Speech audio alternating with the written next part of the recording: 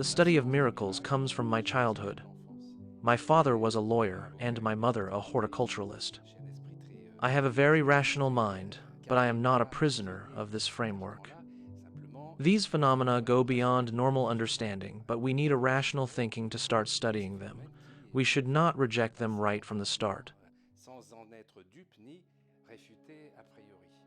Because people often use the expression being Cartesian as a synonym for materialism. But no, Descartes said that the real doubt is to doubt everything, including doubt itself. So doubt is really a method and not an a priori will to unmask, demystify, demythify.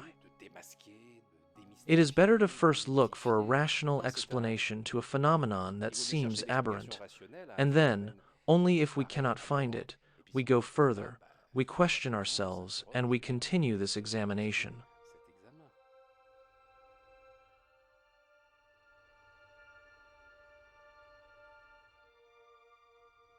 In 1858, in Lourdes, southern France, a young shepherdess, Bernadette Suberuse, while she was looking for wood in a cave, saw a luminous apparition of a woman, speaking to her in her local dialect. This woman showed her the location of a hidden source, and then there will be several apparitions. Bernadette tells everyone right away. There is an investigation, an interrogation process with police officers, which will lead to a very strong case study of a woman who does not vary in her discourse, and introduces herself under the name Immaculata Concepcion. The Immaculate Conception is a brand new term that the Church has just established and no one knows it yet, at least at her level.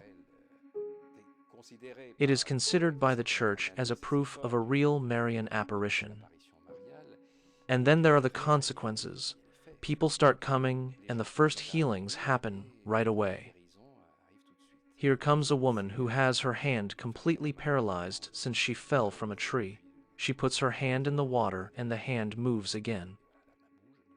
And then comes a baby with no growth who is doomed to die. But then, all of a sudden, after a bath in cold water at 12 degrees, he comes out in great shape. And so, after this apparition, and after these first spontaneous, spectacular healings within less than 9 months, these first 7 healings, Bernadette undergoes an unbearable cult for her. One day, 2 children, who are almost blind and paralyzed, cling to her. And then they claim to have been healed. She healed me. She healed me. Everyone throws themselves on her. But she claims, I did not heal anyone. I did nothing. She considered herself as a mere spokesperson of this beautiful lady, identified as the Virgin Mary, thanks to whom she made known this source. So she will flee Lourdes, flee this cult devoted to her, to go to the convent of Nevers, where she will spend her last days. And miracles are very embarrassing for the religious authorities. We just have to look at the figures in Lourdes. More than 7,000 cases of inexplicable healings, authenticated by medicine. But just 70 were approved by the Church, which reject most of the cases, while the conditions to be included these 7,000 are already drastic. It must be a pathology that affects a specific organ that is not psychosomatic, for which there is no known treatment, therefore incurable, and the healing must be immediate and definitive with hindsight. Hence, the fact that the average duration of an investigation in Lourdes, of the International Medical Committee of Lourdes, is 10 years. So in order to have so many miracles, something must be happening. And in addition, according to the doctors from the Lourdes Committee, only 10% of the people who have had a spontaneous remission or healing will declare it to the Lourdes Medical Review Office. Because they know that, even today, it is a very restrictive procedure during which you are treated very rigorously. So the goal is always to discourage you, to first describe the pathology as a psychosomatic disease, meaning that all of a sudden, goodbye sir or madam, that's it. Your healing doesn't meet our requirements. And then, you also have to prove that all your medical record is true, that you did not lie. Some people that have experienced a miracle that ended up being officially recognized, like Jean-Pierre Belli or Jean Fredel, reported in the media that it was a real torture. It was sometimes like being in custody. They were forced to tell the opposite of what had happened, but they resisted. And many were silenced by the church because they had rebelled. But these two cases that I have just mentioned were so strong. Jean Fredel, immediate reconstruction of an intestine after the cancer of the intestine had completely destroyed the organ. She had asked her doctor to go to Lourdes, and just after that, she fell into a coma. The doctor thought, she will never get out of the coma, but let's grant her this wish. And he brings her to a pilgrimage, while she is in a coma, with the condition that she travels by train with her coffin. And when she arrives in Lourdes, still in a coma, they try to give her communion. The priest puts a fragment of communion bread, and she wakes up. And she says, "I'm hungry." I studied these phenomena a lot in my book, and I realized that there was a constant among all these healings. It's this strong hunger. As if all the energy available in the body had been mobilized for a repair. Because, whether it is of divine origin or not, something is happening at the organic and physical level, sometimes similar to embryonic construction. We can witness bone regeneration, organ tissues reconstruction, the reactivation of the stem cells, maybe. We still can't know precisely.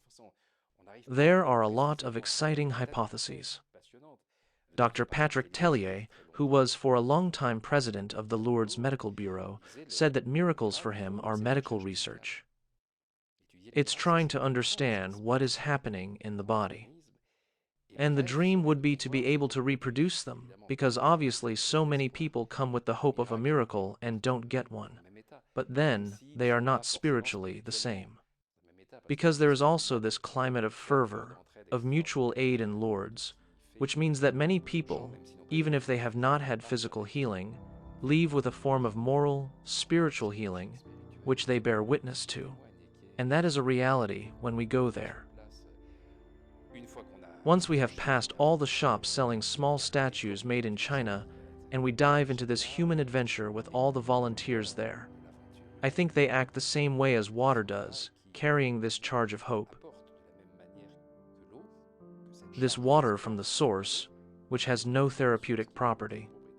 It is even very curiously neutral, a neutrality that seems impossible, according to the experts. There is nothing on the mineral level, but it is charged by something else. So, as soon as a person declares himself healed, examinations are carried out. When it concerns the eyes, ophthalmologists are there. It happened to Marie Pierre. It happened to a little boy too. They both said, "I can see, I can see." Except that the examination proved that the optic nerve was still dead, there was no possibility of seeing. And I recall the reply of the boy to whom the ophthalmologist said, "No, it is not possible, he cannot see."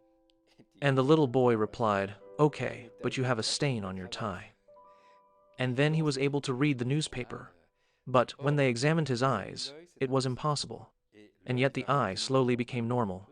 It took 8 or 10 days, but the function of seeing was restored before the eyes. So then, I don't have the answer on how this could happen. The visual information came back first, and then only, it was sent to the physical body, which progressively rebuilt the eye supposed to receive this information.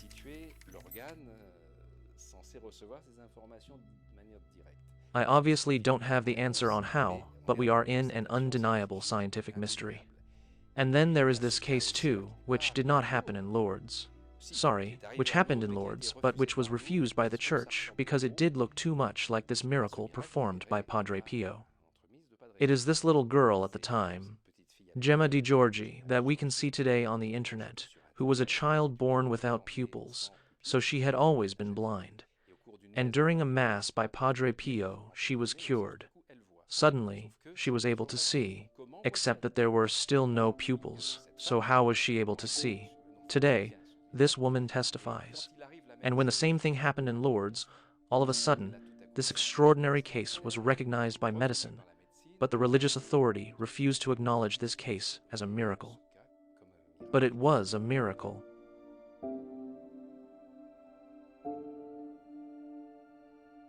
Padre Pio is a living laboratory. Some human beings are like that. This man, all his life, had a body temperature of 116 degrees Fahrenheit. Apparently, he's the only one. In any case, it had been measured. He died in 1968. Science was able to assess his physical condition, the way he spent months without eating or drinking, working all the time, sleeping 2 hours a night, and losing a cup of blood a day because of his stigmas. The church accused him of faking his stigmas, as if it were that easy. His wounds were hidden with mites. Some of his blood had been collected. It was analyzed. It's not his blood type. Well, he must have taken someone else's blood. No, this blood was analyzed. It's a AB group blood type, just like the one found on the Turin shroud, and like the ones found on all the great Eucharistic miracles, where the sacramental bread start to bleed. Some will say it's a coincidence when they can't say there's deception, because you can see very well when there's deception or not, when statues or sacramental bread start to bleed. It's easy to verify. Either there is a tank, a remote control, a trick inside, or there isn't, so people have to stop saying it's fake. No, it's a deception or it is not, and you can quickly verify. So when there are not all these accessories, it's something else. And the fact that this blood is from this group, apparently linked to the Christ figure, obviously makes sense. So Padre Pio had these rather particular physical conditions. He also had a gift of bilocation, that is, to be in several places at the same time, attested by witnesses throughout his life, in different places. I'm thinking in particular of the most spectacular and funny example, because Padre Pio's humor is rather brutal and corrosive. He's going to use it all his life. And one day there's General Cadorna, who is a chief of staff who has just been demoted after a terrible defeat in Italy. He locked himself in his office, took a gun, and was about to do you know what. His honor was lost.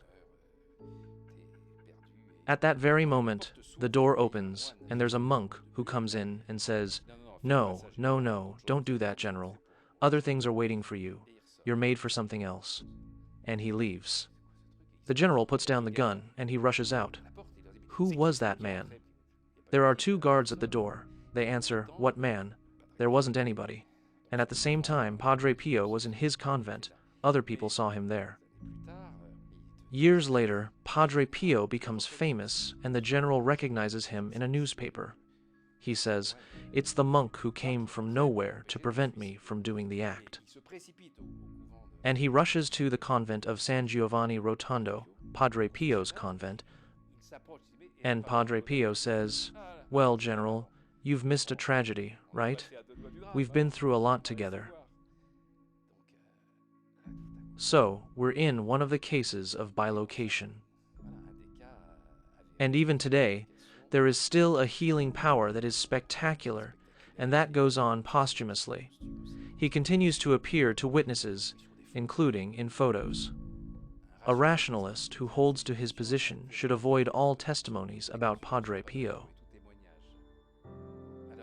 And then, after having been vilified, defiled by religious authorities, the Church has finally redeemed him. It must be said that Paul VI will be the first one to redeem him, and after that, Pope John Paul II will beatify and canonize him very quickly. Because, when he was a young priest, he heard about Padre Pio's healing abilities. John Paul II, of course not yet Pope at the time, said to Padre Pio, "My friend, this woman is dying from a terminal cancer. I recommend her to your prayers." And the next day, she has nothing, no cancer, no metastasis. So when he becomes Pope, he beatifies Padre Pio.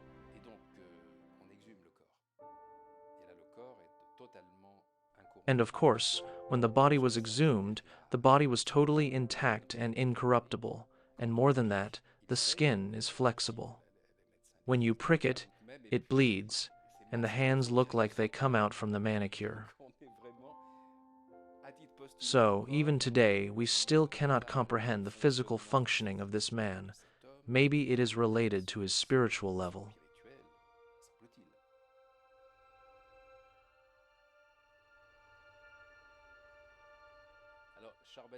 Charbel Maclouf is perhaps the character that illustrates the most this concept that is dear to me, which is the insolence in miracles, the provocative side, for a good cause. So here's the case of a monk, a little man who spent his whole life as a hermit at the Anaya convent, 50 kilometers in the mountains above Beirut.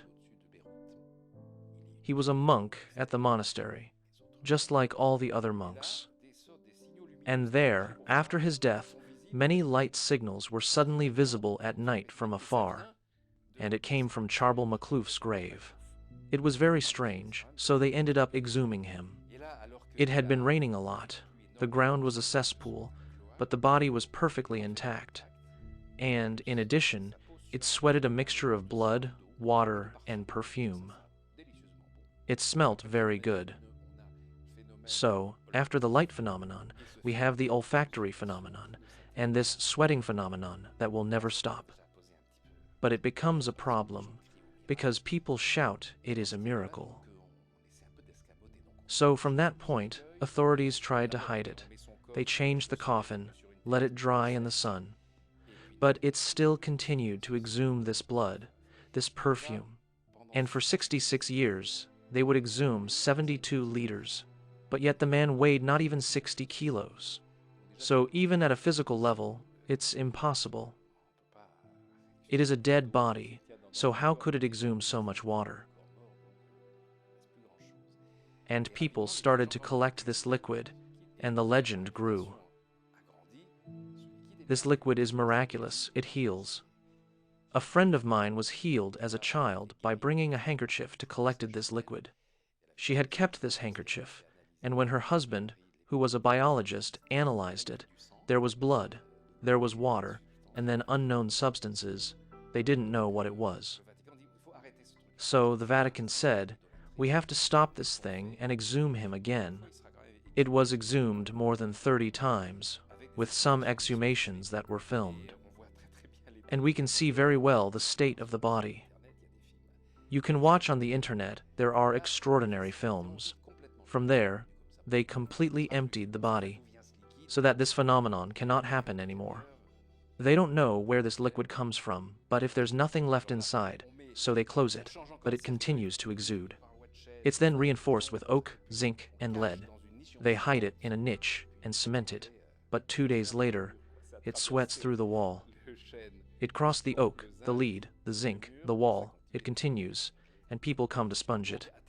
So to such an extent that at some point, Rome feels that it is such a phenomenon in Lebanon that the Patriarch is about to canonize him. So Rome launches the procedure, and while the body is still intact on the outside, there are no organs left, there is no decomposition, but it continues to sweat. And the very day when Paul VI beatifies Charbel Maclouf, his body begins to decompose as if it had just died, in a completely normal way, 66 years after his death. Obviously, we feel an intention. It's like, "Hello, I'm here. I want to help you and to heal you, but first, you have to know me." What is wonderful is that this man, who all his life was a hermit, who hardly spoke, who lived on earth through prayers, religious texts, and humility, suddenly, all these spectacular phenomena draw attention to him. Why drawing attention? So that people can know him and pray to him. Today, he holds the absolute record number of miracles that had been attributed to him. 30,000 and counting. It is more than Padre Pio, who is already a world star, and it is everywhere in the world. He continues, with humor, to perform these incredible healings. I think of Noah Delshami in the 90s, this mother of 12 children, paralyzed from a stroke. Something in the aorta is not operable. They can't do anything. So she is condemned to be paralyzed. She is not able to stand, but she prays. So she's a Lebanese woman for whom Saint Charbel, who became the patron saint of Lebanon, is obviously the absolute reference. And she's a woman of character who orders, "Saint Charbel, either you heal me or you let me die, but I can't stay like this." And then, in a dream, she sees a luminous figure who tells her, "I'm Father Charbel, and I will perform surgery on you." He looks at her, and then, poof, darkness. She wakes up in the morning, she gets out of bed, and she realizes that she is no longer paralyzed. She rushes in front of a mirror and sees that there are 2 scars, 12 centimeters each, on her neck. She calls the doctor, and the doctor asks, "But who operated on you?" She had surgery. She is no longer paralyzed. The operation looks like it was performed by a top surgeon. Just a little strange detail. These are large scars, sewn with thread, but a rather special thread, the origin of which is unknown. And on top of that, it's a 3-sided thread with 3 ends. And then there's this funny reaction of Noa del Cheme. She said that Saint Charbel came back to see her later. She yells at him, "Well, thank you, but if you have the power to heal me, why did you make me such ugly scars?" And he answers, "We are at a time when people need to see to believe, so I have hurt you with the authorization of God, so that people can witness what is possible." And he tells her, "Now you will go on the 22nd of each month, since the healing took place on the 22nd, to the monastery of Anaya, which was the convent of Charbel, to give thanks and to help others." And she did. At first there were just family and friends, but then it became a huge pilgrimage site, with healings on call. She is still alive. She is about 80 years old, and on the 22nd of each month, the wounds reopen and she bleeds. A blood that is not her blood type, but the blood type AB, as usual, I would say. Then we have other verified anecdotes. I am only talking about authenticated, documented cases of which we are certain.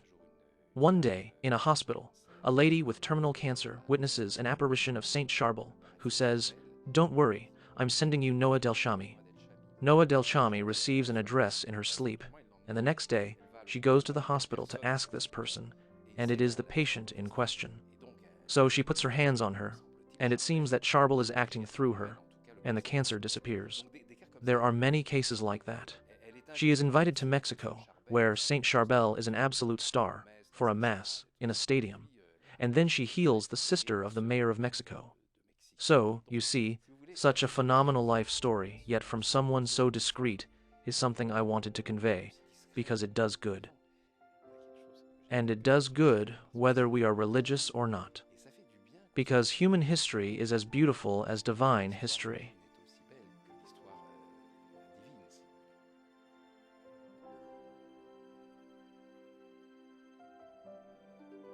First of all, I will never do proselytism.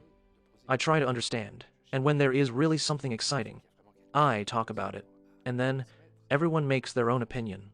Nowadays, it is simple to verify what I say. There are notes everywhere in my book, and you can see the scientific publications, you can watch the videos, and see that the cases I mentioned are undeniable. They happened. Then about the interpretation, everyone is free. And, in my book, I always ask myself this question: what is it? Is it an inner mechanism that triggers these miracles? Or is it a divine will? And I would say whether it is one answer or the other, both are extraordinary. Let's take the case of Zaytun, a neighborhood in Cairo. It's the place where the most numerous miracles happened in the world. The apparitions of the Virgin Mary in Zaytun lasted 3 years and 50 days. And then it started again in other places in Egypt. So what happened? There is a kind of a hologram appearing, the silhouette of the Virgin Mary, above a church in this poor suburb of Cairo. And the first one witnessing it is a Muslim bus driver who sees in the evening at nightfall a silhouette oscillating at the top of this church. And he thinks it's a woman who is about to throw herself into the void. He raises his finger and says, "Don't do that, madam." And the image disappears. Other people saw it, wondering, was it a hallucination? And it turns out that this finger that he pointed to prevent herself from committing suicide is a finger that the next day must be amputated. He had an accident, then the gangrene started, and so he has an appointment the next day at the hospital to be amputated. So when he goes to the hospital, they remove the large bandage. But there is no gangrene anymore. There is nothing left on the very finger that he used to point towards this woman who, for him, was about to jump into the void. And from there, for 3 years, there will be appearances all the time. Millions of people will see them. General Nasser, president of Egypt at the time, will attest himself to the appearances in the newspaper. These appearances were filmed, were photographed. It is not a collective hallucination since it is photographable, but not by everyone. There is a quasi-exclusivity for a photographer named Wajim Etta, and I can't help but see it as a sign, because this photographer has had his arm paralyzed since a failed operation. And so he has to take his pictures with one hand, and one day he hears on the radio about the apparitions of the Virgin Mary, so he rushes with his car. He arrives on site, and he sees this silhouette coming out of the church. Sometimes she looks like a young girl. Then she becomes a virgin and child figure. Other times, the entire Holy Family appears. There are doves, there are lights. So obviously, since it is 1968, it must be a hologram. This technique already exists. But of course, the authorities of a Muslim country like Egypt will not let the Virgin Mary take over all this without doing anything. So they empty the whole neighborhood, they inspect all the cars, they look everywhere to find a projector for this hologram. They find nothing. But the phenomenon continues. They cut off the power in the whole neighborhood, and it still goes on. So it's proof that it's not a hologram, it doesn't work on batteries, it's something else. And all the crowds that come, believers, non-believers, Muslims, Christians, Jews, everybody rushes to see it. And then so many unexplainable healings happen. They will be assessed, studied, and tested by the Faculty of Medicine of Cairo. Hundreds of cases, regardless of the religion or the absence of religion of the person. So it is a real phenomenon. Is it really a divine sign? Or is it, as other people suggest, a projection of the collective unconscious?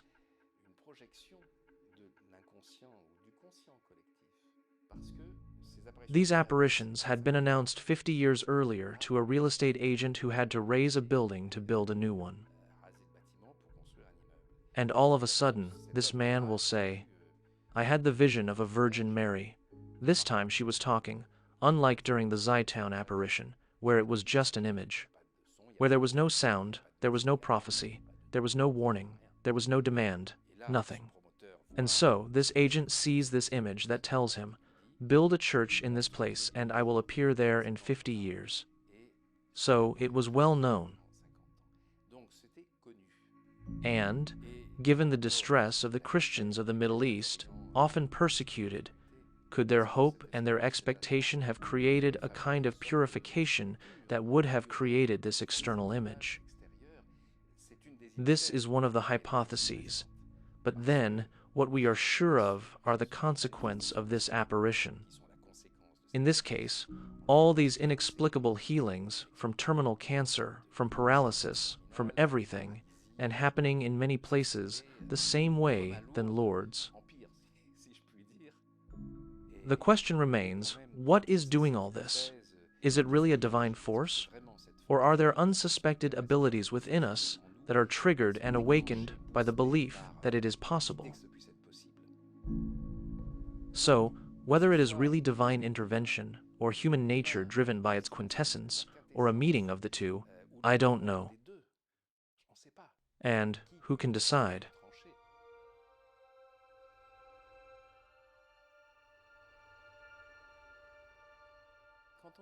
When we study the Shroud of Turin, we can now dismiss the usual critics saying, it's a fake from the Middle Ages, it's a painting, and so on.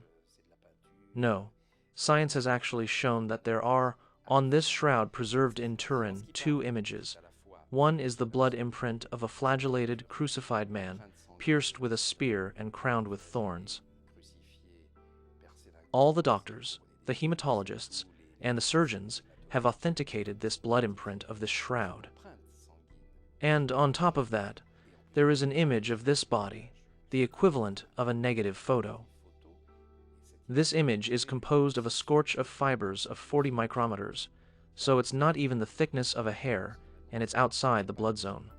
And that's what makes up this image, which corresponds to what has been the iconography of Christ throughout history.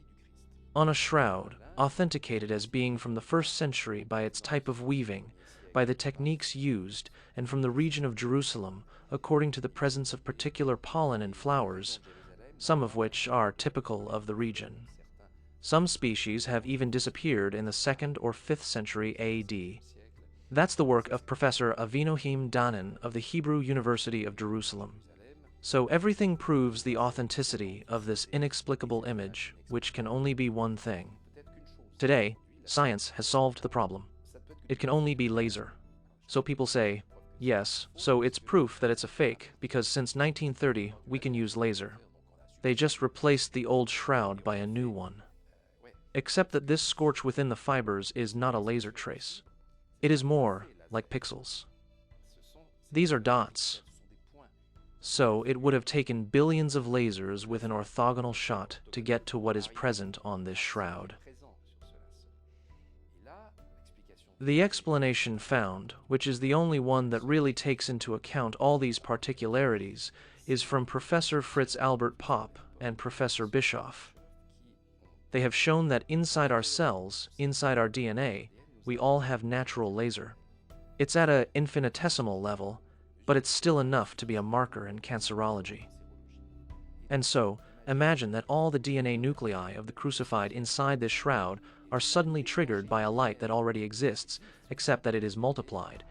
I don't know how many times, maybe millions of times, to get to this effect.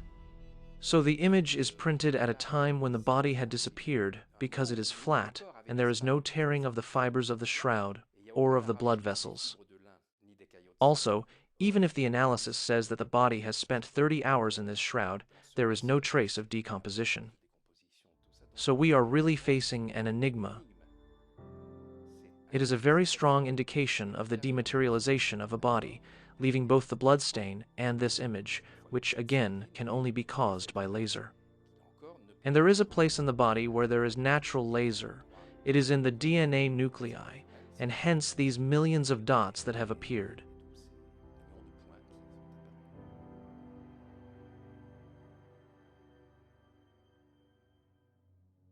Yes, we have two shrouds, both inexplicables.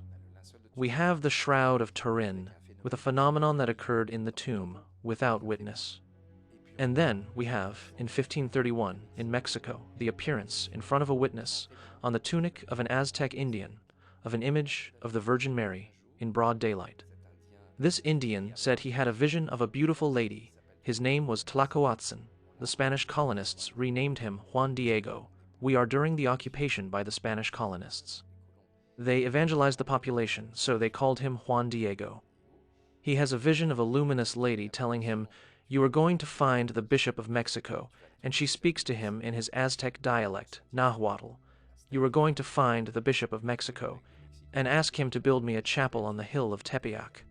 He replies, "You are a nice lady, but I am nothing.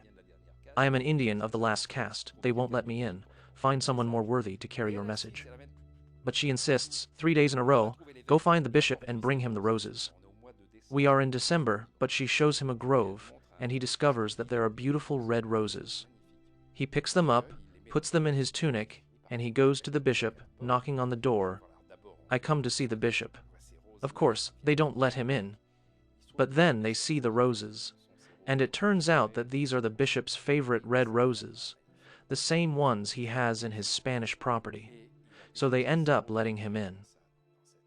He had kept the roses in his tunic, and when he puts the roses at the bishop's feet, the bishop falls to his knees, because an image of the Virgin Mary has just appeared on the tunic. So we can say that it is a beautiful story, a beautiful image, except that this tunic still exists.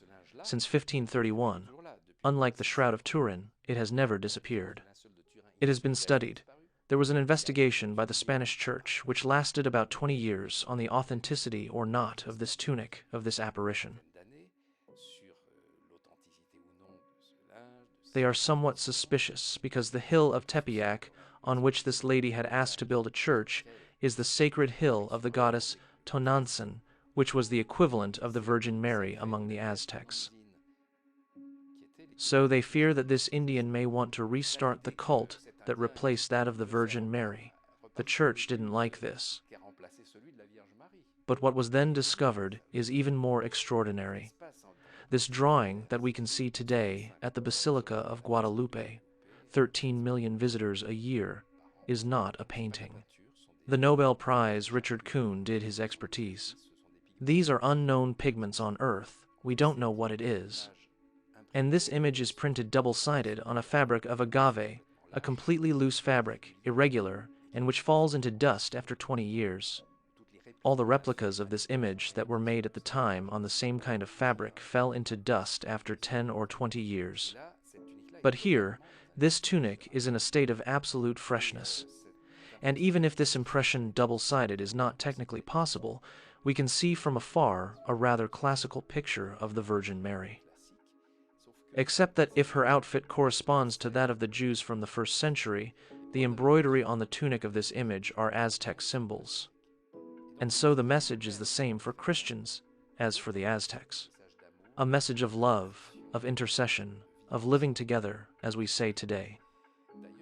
Moreover, the fact that the Virgin Mary chose to appear to an Aztec Indian caused that, a few years later, the Pope ordered a papal bull and decreed that the Mexican Indians have a soul. Sorry for all the others, but no, really, these ones should not be killed. Because they were so badly treated by the colonists that they would have come to a bloodbath, they were on the verge of revolt.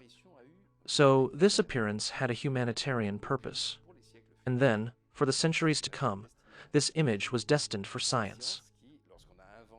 And science, when it invented the instruments allowing these discoveries, was able to observe these eyes with an ophthalmoscope. And they behave exactly like living eyes. Hundreds of experts, and also people who wanted to prove that it was fake, tried to explain it. But no scientist was able to affirm, no, it's done by the hand of man, there's the explanation. And we always find new incredible things. They discovered, after further examination, reflections in the eye. 3 layers of reflections, showing the witnesses of the appearance. That is, when I look at you, if we put the ophthalmoscope in my eye, we will see, according to the optic law of Purkinje-Sampson, there will be your reflection 3 times in the different areas of the eye. Once in place, the device detected this image in the painted eye, in quotation marks. And NASA specialists were then able to enlarge this image with techniques used for the treatment of satellite photos. They compared the faces obtained with the paintings representing the Bishop of Mexico, the witnesses, and all that. We get real resemblance, so it's an indication that this eye has captured the reflections of what it was seeing. Except that it seems that there is also Juan Diego in these reflections. Juan Diego is wearing the tunic on which this image was printed with these reflections in the eye, which implies that we have the point of view of an external appearance, contemplating the appearance of the image on Juan Diego's tunic, since Juan Diego is himself in his eyes. This enigma drives scientists crazy. But while the scientists study this, the rector of the Basilica of Guadalupe, Monsignor von der Schulenburg, in position for more than 30 years, and who does not believe in miracles at all, he keeps affirming that it is just a simple painting. He brings the agnostic specialists from all over the world to prove that it is just a painting. Well, no, it doesn't work. They cannot prove that the eye is a special effect of painting. And then comes Professor Juan Homero Illescas, a great specialist in astronomy. He is an extraordinary scientist that I had the chance to meet. He discovered that the placement of the stars on the mantle of the Virgin Mary corresponds to the exact position of the constellations in the sky above Mexico at the time of the public appearance. So it is not just decorative, we are faced with a direct projection of the sky on this fabric, an anamorphic projection. Again, science made that discovery, but it is the science of the 20th century. So we are in presence of a dormant object.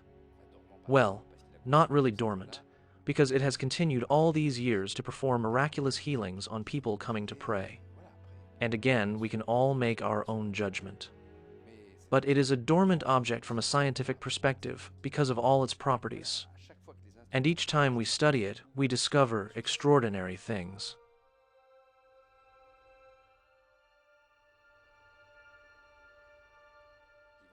Yvonne-Aimée de Malestroit is a heroine of resistance, decorated 6 times, including with the Légion d'honneur by General de Gaulle for her heroism during the war. She was directing a clinic inside a convent in French Brittany. But when the Germans requisitioned the convent, she was obliged to collect the German prisoners, to treat them.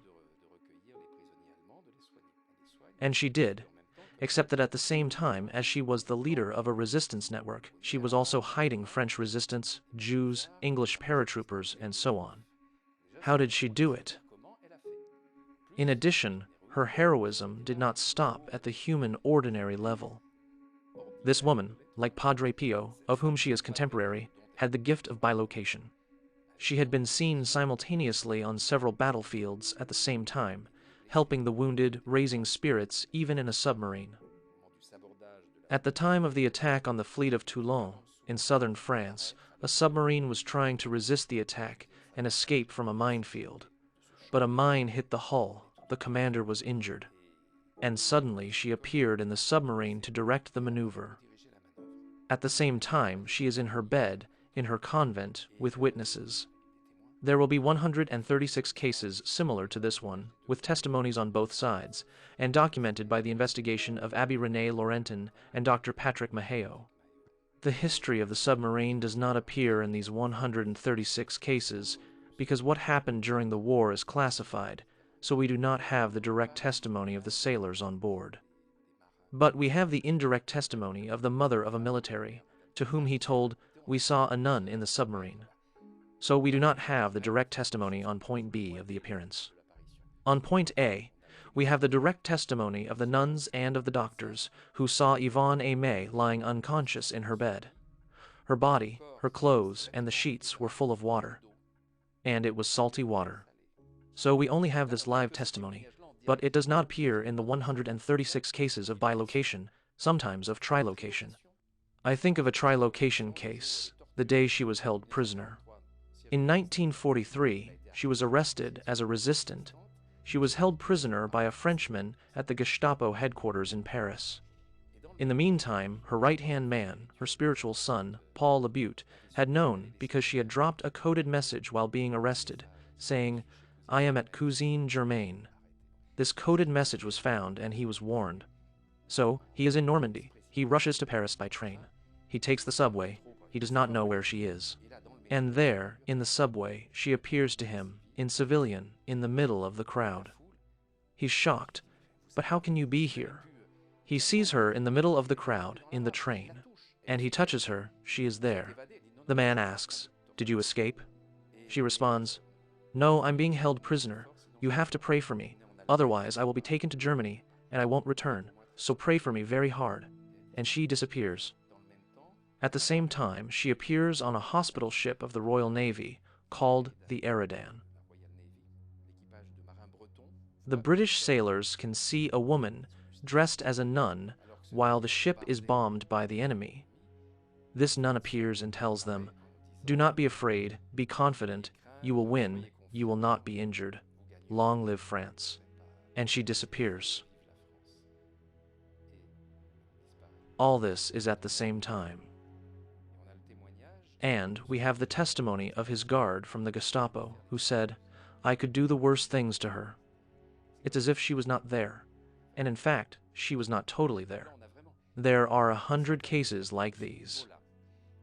And after her death in 1951, the Vatican reviewed her case. De Gaulle, of course, was aware of her military accomplishments. The day he decorated her with the Legion d'Honneur in 1945, he took off his hat in front of her and said, "Madam, France thanks you, through me, for everything you have done, for your heroic behavior. And," he added, "I hope you are not in London right now, being decorated by Churchill." So her reputation was already very strong, with all the good she did.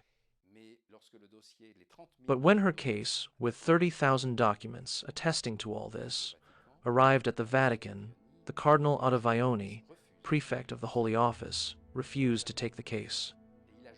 And he put, what they call in the Vatican, a lock. That is, this case could never be reopened. No beatification, no canonization, and it can never be reopened. Unless this lock is lifted in the future. But why? What did she do? She even was accused of Satanism by a jealous priest. What nonsense. And this measure taken against her has never been taken against someone else. Cardinal Ottaviani not only refused the case, but prohibited any future publication of Yvonne-Aimée. But a priest, l'Abbé Laurentin, when he discovered this case, found it so extraordinary that he decided to write about it.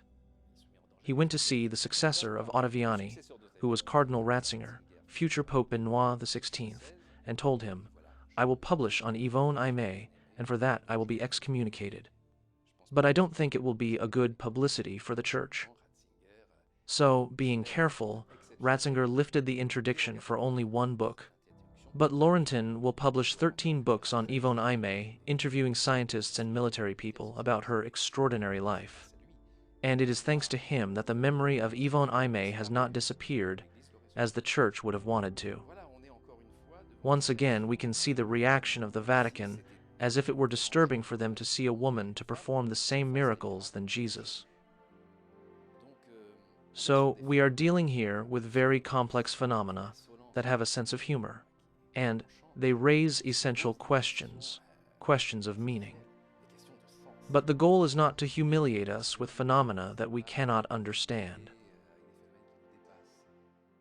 These phenomena are there to help us grow, to help us awaken the powers that are within us.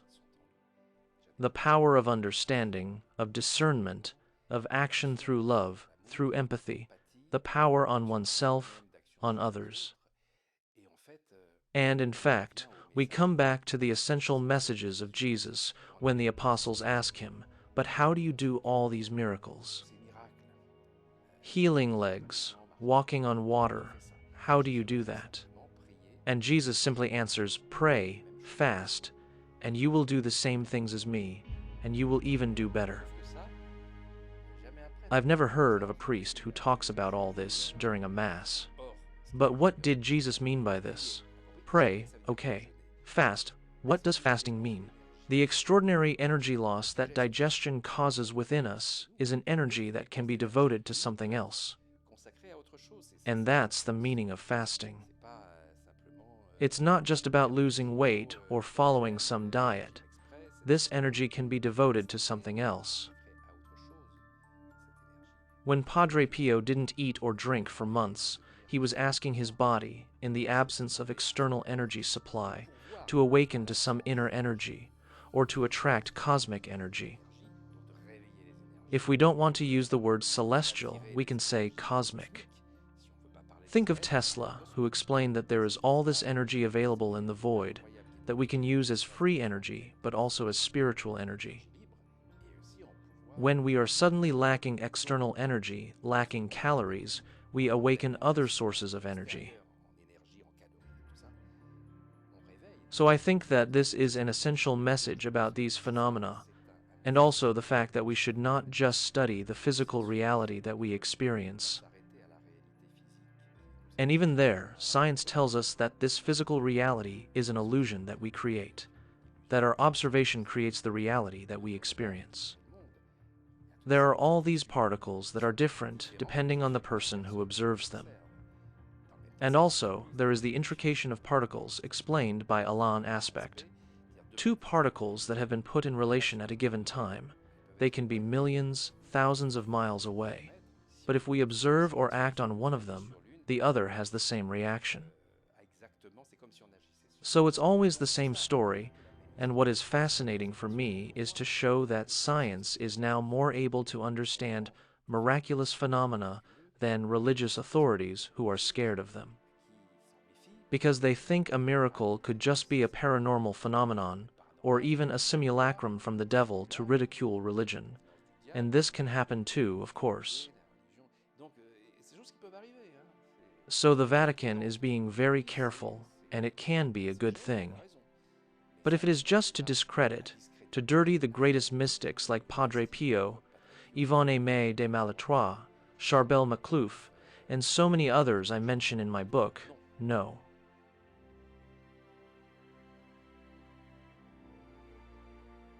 Yes, I know people who have experienced miracles, unexplained healings, that's the term used by medicine.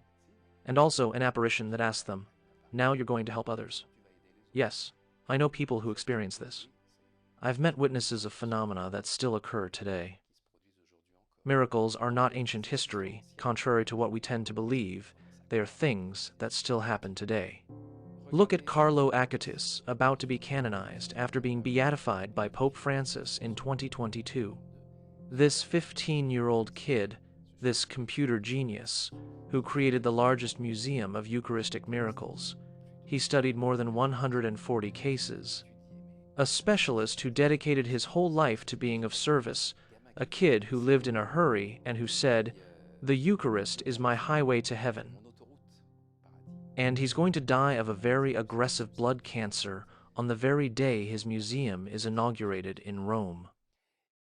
He talked especially about the miracle witnessed by the future Pope Francis in Buenos Aires.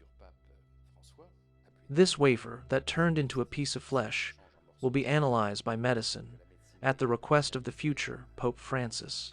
It corresponds to a fragment of the heart of someone who was apparently tortured and whose heart died less than 20 minutes ago, since all the chemical properties are intact, and that there is an amazing amount of white blood cells caused by a very high level of stress.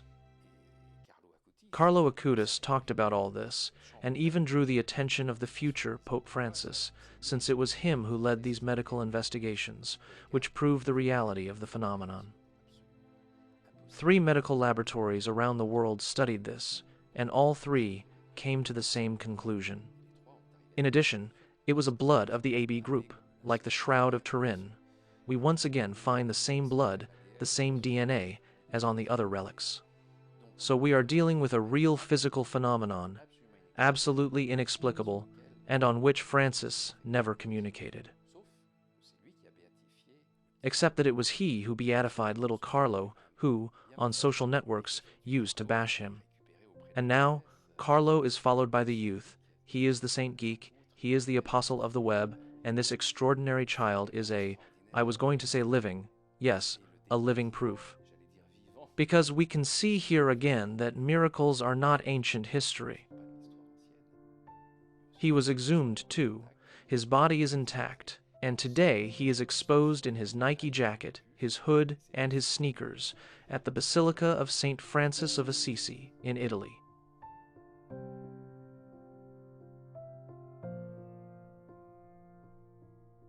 I have always been wary of finding clues of events that could happen in the future. I think of this text which talks about this particular city with a bridge where a pope would be assassinated. Some have warned it would be the city of Lyon in France at the time of an official visit of the Pope John Paul II. And when the police went to check under the bridges, they found explosive charges. So an attack on the Pope was avoided thanks to this prophecy. And that's what I heard from the police. But there was not too much communication of the church about this. So it's like, we warned you. Now, do you want this scenario? You can change it. It's the same idea in the book, The Bible Code. It goes beyond my competence, of course, but it's the idea that everything is encoded in the Bible, that future events are described. Because when you read it from left to right, from top to bottom, or diagonally, you have names of events that appear. But on each page, we are told, it can be changed. So you have this information. But if you become a prisoner of this information, you validate it. And that's not the goal. I prefer everything that brings insolence, provocation, love, empathy. Everything that makes us better, lighter, and deeper at the same time. Rather than more bigot, more superstitious, I'm not interested in all that. But I have no merit. I don't know what fear is, being afraid of death, of my own death. I have anxieties, of course, but I don't believe in fear. I don't believe in this precautionary principle, in feeling overwhelmed by some events. Because fear paralyzes, fear leads to resignation, to fatality. I refuse this way of living. It's an instinctive behavior for me, and I don't know where it comes from. Some people told me that it could have come from what happened to me at birth. I was strangled by my umbilical cord. I cried at first, but then, being strangled by the cord, my heart stopped. So, they did a heart massage, and I was reanimated. But I only heard about it very recently because my mother never told me. And it's a friend who was a computer scientist, a very rational person, but born in the desert and very spiritual. Someone able to feel the people around him and get information about them. And after I published The Forbidden Life, where I told the story of a French man who dies at the very beginning of the book and then describes everything that happens to him, all the steps he is going through. So, right during my first book signing, someone came to ask me, "So when did your near-death experience happen?" I said, "Well, I've never had one. I've never been in a coma or anything like that." But then later, many other people asked me the same question. I was always answering the same thing. Listen, it wouldn't bother me to talk about it, but no, this story is just from my imagination. And then comes the day when this friend tells me, "I feel you had a near-death experience." I answered, "Oh, not this question again. I would remember it." He said, "No, because it happened in the first moments of your life. You should ask your mother." So I called my mother, who already explained to me how I was born, but from her point of view. It lasted 30 hours. I didn't want to go out. I was too big. She almost died several times. I said, "Okay, but what happened to me?" And then she tells me this story.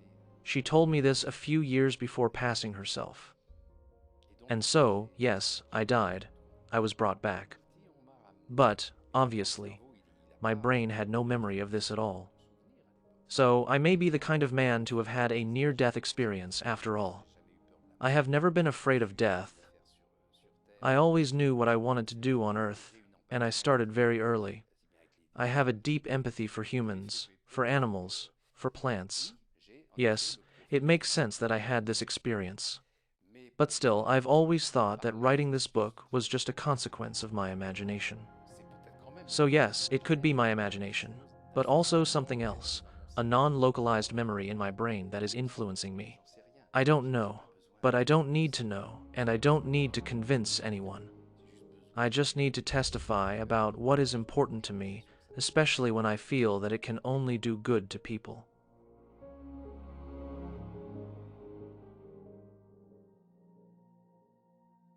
Go walk in the forest, yes. First, hug a tree and pray. Pray or send positive thoughts. If you are not religious, it doesn't matter. There are dozens and dozens of hospital studies that prove, on the one hand, the effectiveness of remote prayer groups, even from groups of people who are not religious, who send positive thoughts of goodwill on bed numbers. The study focuses on the bed number 112 or 99. They don't know who's in it, they don't know what the person is suffering from. But they send prayers if they are religious, or good intentions, goodwill, positive thoughts, if they are not.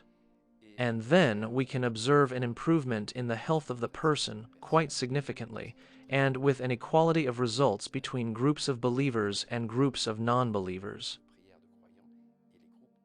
So, it's the intention that matters. It's just this simple thing called the power of empathy, the power of love, the power of benevolent intention. And that's really something important. I keep saying it, and a lot of doctors thank me for that, because it is not just a religious thing. We are dealing with the action of the mind on matter and on ourselves. And it would be perhaps criminal not to use it. In any case, let's try. Think of someone who is depressed, completely overwhelmed by the news cycle and by the vision of the world. It's true that there is nothing to rejoice about this barbarism that is constantly presented to us. That's a reality, but while wonderful things are also happening elsewhere. But we never talk about it because we have to constantly scare people, discourage them from rebelling or making sure they don't have the energy to. So, rather do what is done in Japan, forest baths, which are reimbursed by the Japanese Social Security. And it's not a airy-fairy vision. The terpene is composed of organic volatiles. It makes you feel better if you inhale or touch it. You can also immerse yourself with the sound of birds singing. It is scientifically proven that birds don't just sing to attract females for reproduction or to mark their territory. It's to resonate with the plant world. When we go in a forest where birds have disappeared because of pesticides and all, we see that the forest is in a bad shape. But when we put up speakers with noises of birds singing, immediately the forest regenerates. This effect has been proven.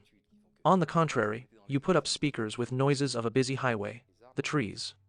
Everything is interconnected. And we are also interconnected with what we pretentiously call the environment. As if there were us on one hand and a theater around us on the other. No, that's not how it works. And, in any case, the more we cultivate this empathy and these exchanges, the more it works. By studying the behavior of plants or animals, or simply by immersing ourselves in these energies and by welcoming them, yes, we are better off. And it's not wishful thinking, it's an observation.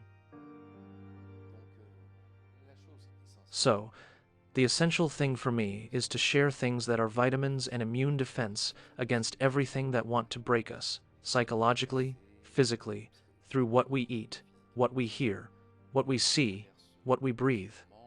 If we do not build our immune defense with simple things, such as confidence, not optimism,